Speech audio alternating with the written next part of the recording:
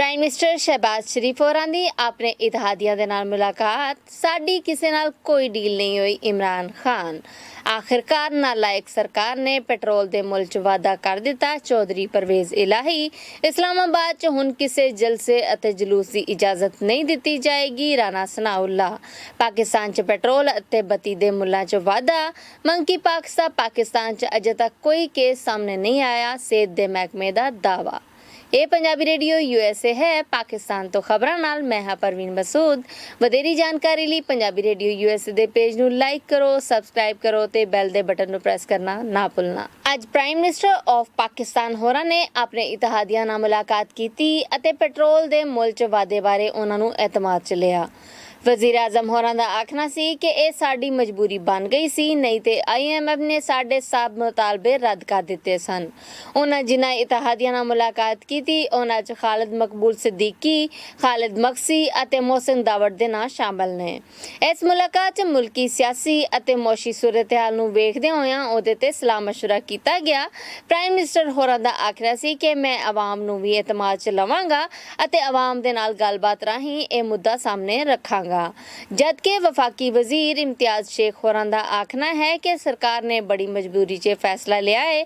ਉਹਨਾਂ ਦਾ ਇਹ ਵੀ ਆਖਣਾ ਸੀ ਕਿ ਇਮਰਾਨ ਖਾਨ ਨੇ ਜਾਣ ਕੇ ਫਰਵਰੀ ਦੇ ਵਿੱਚ ਪੈਟਰੋਲ ਦੇ ਮੁੱਲ 'ਚ ਵਾਧਾ ਨਹੀਂ ਕੀਤਾ, ਜਿਹਨੂੰ ਹੁਣ ਆਵਾਮ ਅਤੇ ਸਰਕਾਰ ਭੁਗਤ ਰਹੇ ਨੇ। ਪਾਕਿਸਤਾਨ ਤਹਿਰੀਕ-ਏ-ਇਨਸਾਫ ਦੇ ਪ੍ਰਧਾਨ ਇਮਰਾਨ ਖਾਨ ਹੋਰਾਂ ਦਾ ਆਖਣਾ ਹੈ ਕਿ ਜੇ ਇਹਨਾਂ ਨੂੰ ਮਾਡਲ ਟਾਊਨ ਵਾਲੇ ਵਕੂਏ ਤੇ ਸਜ਼ਾ ਹੋ ਜਾਂਦੀ ਤੇ ਇਹ ਦੁਬਾਰਾ ਇੰਜ ਨਾ ਕਰਦੇ। ਇਹ ਗੱਲਬਾਤ ਉਹਨਾਂ ਨੇ ਸਰਕਾਰ ਬਾਰੇ ਆਖੀ ਹੈ। ਨਾਲ ਹੀ ਉਹਨਾਂ ਦਾ ਆਖਣਾ ਸੀ ਕਿ ਸਾਡੀ ਹਕੂਮਤ ਦੇ ਨਾਲ ਕੋਈ ਡੀਲ ਨਹੀਂ ਹੋਈ ਅਤੇ ਨਾ ਹੀ ਅਸੀਂ ਕੋਈ ਡੀਲ ਕਰਾਂਗੇ। ਮੇਰੇ ਹਾਮੀ ਬੜੇ ਜੋਸ਼ ਅਤੇ ਜਜ਼ਬੇ ਦੇ ਨਾਲ ਘਰੋਂ ਨਿਕਲੇ ਸਨ। ਉਹਨਾਂ ਤੇ ਜ਼ੁਲਮ ਕੀਤਾ ਗਿਆ ਤੇ ਨਾਲ ਹੀ ਸ਼ੈਲਿੰਗ ਵੀ ਕੀਤੀ ਗਈ। ਉਹਨਾਂ ਆਖਿਆ ਕਿ ਮੈਂ ਸ਼ਹੀਦ ਹੋਣ ਵਾਲੇ ਮੇਰੇ ਹਾਮੀਆਂ ਦੇ ਘਰ ਗਿਆ ਸਾਂ ਅਤੇ ਅਸੀਂ ਫੈਸਲਾ ਕੀਤਾ ਹੈ ਕਿ ਸ਼ਹੀਦ ਹੋਣ ਵਾਲੇ ਦੋਵਾਂ ਹਾਮੀਆਂ ਵਾਸਤੇ 1-1 ਕਰੋੜ ਰੁਪਇਆ ਇਕੱਠਾ ਕਰਾਂਗੇ।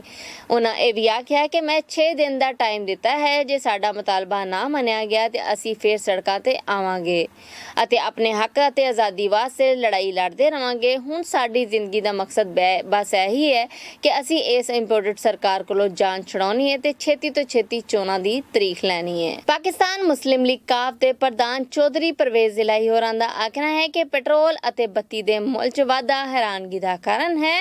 ਇਹ ਨਾ ਅਹਿਲ ਸਰਕਾਰ ਨੂੰ ਪਤਾ ਨਹੀਂ ਕਿ ਆਵਾਮ ਪਹਿਲੇ ਹੀ ਮਹਿੰਗਾਈ ਵਾਲੀ ਚੱਕੀ 'ਚ ਪਿਸਦੀ ਪਈ ਹੈ।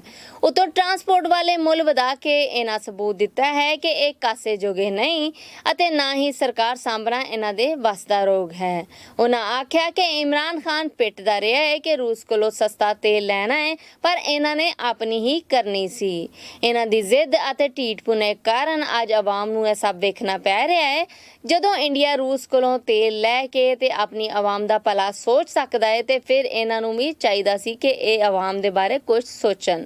ਉਹਨਾਂ ਦਾ ਨਾਲ ਇਹ ਆਖਣਾ ਸੀ ਕਿ ਪਾਕਿਸਤਾਨ ਤਹਿਰੀਕ-ਏ-ਇਨਸਾਫ ਦੇ ਉਹ ਹਾਮੀ ਜਿਨ੍ਹਾਂ ਨੂੰ ਗ੍ਰਿਫਤਾਰ ਕੀਤਾ ਗਿਆ ਹੈ ਉਹਨਾਂ ਨੂੰ ਫੌਰੀ ਤੌਰ ਤੇ ਰਿਹਾ ਕੀਤਾ ਜਾਏ। ਸੁਣਨ ਵਾਲਿਆਂ ਨੂੰ ਦੱਸਦੇ ਜਾਈਏ ਕਿ ਅੱਜ ਦਾਖਲਾ ਮਾਮਲਿਆਂ ਦੇ ਵਜ਼ੀਰ ਰਾਣਾ ਸਨਾਉੱਲਾ ਹੋਰਾਂ ਦੀ ਛਤਰਛਾਵੇਂ ਇਕੱਠ ਹੋਇਆ ਹੈ। ਇਸ ਇਕੱਠ 'ਚ ਉਹਨਾਂ ਨੇ ਇਸਲਾਮਾਬਾਦ 'ਚ ਫਿਤਨਾ ਫਸਾਦ ਅਤੇ ਸ਼ਰ ਖਿਲਾਰਨ ਵਾਲੇ ਜਲਸੇ ਅਤੇ ਜਲੂਸਾਂ ਤੇ ਪਾਬੰਦੀ ਲਾਉਣ ਦਾ ਫੈਸਲਾ ਕੀਤਾ ਹੈ। ਇਹ ਫੈਸਲਾ 5 ਮਈ ਵਾਲੇ ਲੌਂਗ ਮਾਰਚ ਨੂੰ ਸਾਹਮਣੇ ਰੱਖਦਿਆਂ ਹੋਇਆਂ ਕੀਤਾ ਗਿਆ ਹੈ, ਜਿਹਦੇ 'ਚ ਮੁਲਕੀ ਅਤੇ ਲੋਕਾਂ ਦੀ ਜਾਨੀ ਨੁਕਸਾਨ ਵੀ ਹੋਇਆ। ਤੋੜ-ਫੋੜ ਦੇ ਨਾਲ ਮੈਟਰੋ ਸਟੇਸ਼ਨ ਤੇ ਵੀ ਅੱਗ ਲਾਈ ਗਈ। ਉਹਨਾਂ ਦਾ ਆਖਣਾ ਸੀ ਕਿ ਆਵਾਮ ਦਾ ਨੁਕਸਾਨ ਹੋਏ ਜਾਂ ਮੁਲਕ ਦੀਆਂ ਸ਼ੈਵਾਂ ਦਾ ਨੁਕਸਾਨ ਤੇ ਪਾਕਿਸਤਾਨ ਦਾ ਹੀ ਹੈ। ਇਸ ਕਰਕੇ ਇਹ ਫੈਸਲਾ ਕੀਤਾ ਜਾ ਰਿਹਾ ਹੈ ਕਿ ਹੁਣ ਇਸਲਾਮਾਬਾਦ 'ਚ ਜਲਸੇ ਜਲੂਸਾਂ ਤੇ ਪਾਬੰਦੀ ਲਾ ਦਿੱਤੀ ਜਾਏਗੀ ਅਤੇ ਆਉਣ ਵਾਲੇ ਵੇਲੇ 'ਚ ਕਿਸੇ ਵੀ ਫਸਾਦੀ ਜੱਸੇ ਨੂੰ ਇਸਲਾਮਾਬਾਦ 'ਚ ਵੜਨ ਦੀ ਇਜਾਜ਼ਤ ਨਹੀਂ ਦਿੱਤੀ ਜਾਏਗੀ।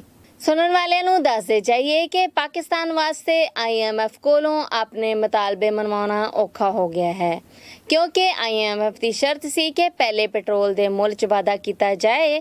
ਇਸ ਕਰਕੇ ਕੱਲ ਪਾਕਿਸਤਾਨੀ ਸਰਕਾਰ ਨੇ ਪੈਟਰੋਲ ਦੇ ਮੁੱਲ 'ਚ 30 ਰੁਪਏ ਫੀ ਲੀਟਰ ਵਾਧਾ ਕਰ ਦਿੱਤਾ ਹੈ ਅਤੇ ਸੁਣਨ 'ਚ ਇਹ ਵੀ ਆ ਰਿਹਾ ਹੈ ਕਿ ਇਹ ਰੇਟ ਅਗਲੇ 15 ਦਿਨ 'ਚ ਫਿਰ ਵਧਾਏ ਜਾਣਗੇ। ਇਹਦੇ ਨਾਲ ਇਹ ਵੀ ਇਤਲਾ ਲੱਭੀ ਹੈ ਕਿ ਬੱਤੀ ਦੇ ਮੁੱਲ 'ਚ ਵੀ ਵਾਧਾ ਕਰ ਦਿੱਤਾ ਗਿਆ ਹੈ। ਦੂਜੇ ਪਾਸੇ ਸਰਕਾਰ ਵੱਲੋਂ ਵੱਲੋਂ ਵਧਾਏ ਗਏ ਪੈਟਰੋਲ ਦੇ ਮੁੱਲ ਨੂੰ ਲਾਹੌਰ ਹਾਈ ਕੋਰਟ 'ਚ ਚੈਲੰਜ ਕਰ ਦਿੱਤਾ ਗਿਆ ਹੈ।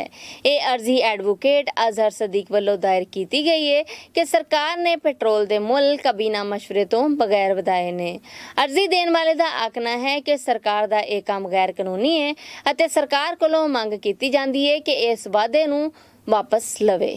ਪਾਕਿਸਤਾਨ 'ਚ ਚੱਲਦੇ ਸਿਹਤ ਦੇ ਮਹਿਕਮੇ ਨੈਸ਼ਨਲ ਇੰਸਟੀਚਿਊਟ ਆਫ ਹੈਲਥ ਨੇ ਸਮਾਜੀ ਰਾਬਤੇ ਦੀ ਵੈਬਸਾਈਟ ਟਵਿੱਟਰ ਤੇ ਇਹ ਗੱਲ ਆਖੀ ਹੈ ਕਿ ਪਾਕਿਸਤਾਨ 'ਚ ਮੰਕੀਪਾਕਸ ਦਾ ਅਜੇ ਤੱਕ ਇੱਕ ਵੀ ਕੇਸ ਸਾਹਮਣੇ ਨਹੀਂ ਆਇਆ ਅਤੇ ਪਾਕਿਸਤਾਨ 'ਚ ਇਸ ਬਿਮਾਰੀ ਦੇ ਫੁੱਟਣ ਵਾਲੀਆਂ ਖਬਰਾਂ ਬੇਬੁਨਿਆਦ ਨੇ।